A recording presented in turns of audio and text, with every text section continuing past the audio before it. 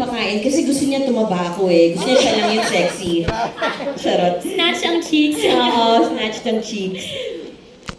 Favorite scene with Miss D? Oh my God, ano ba dito?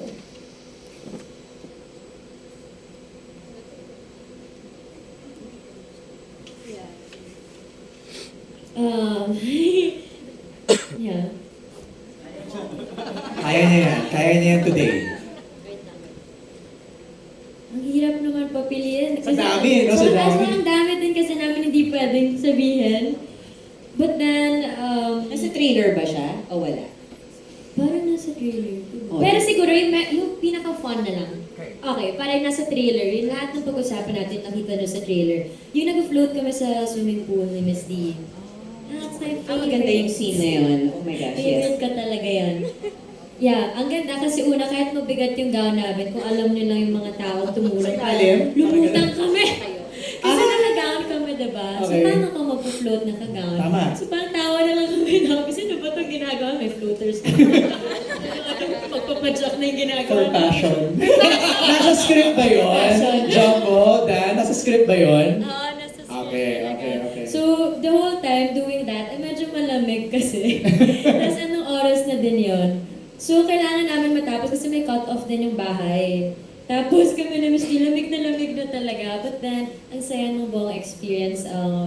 Yung team nandyan, dinadamayan kami sa lamig. Tapos kami na Miss D, bawal kami umihi kasi nakagaon kami pareho. Tapos, huwag kayo ihi sa pool ha, don't be ha.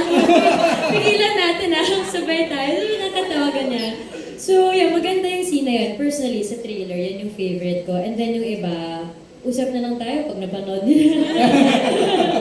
Miss Dolly naman, what's your favorite scene?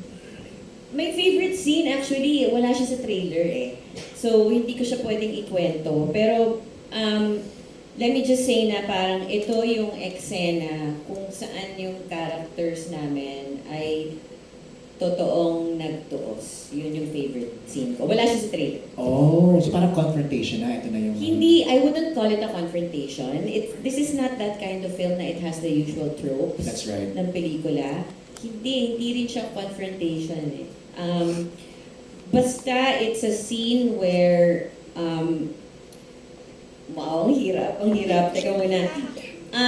Basta it's a scene that I really enjoyed doing with Kath because I felt like she really helped me with it while we were doing it. Tapos, nandun na kasi ako dun sa point na feeling ko parang intindi ko na si Mother, si Mali Suzara. At that point. At intindi ko na kung sino si Philo. So, parang feeling ko buo na kami. Kaya gustong-gusto ko yung eksena yun. Kumbaga hinog na kayo doon sa Parang character ganon, nyo, yes. no? Nice! Okay, meron pa ba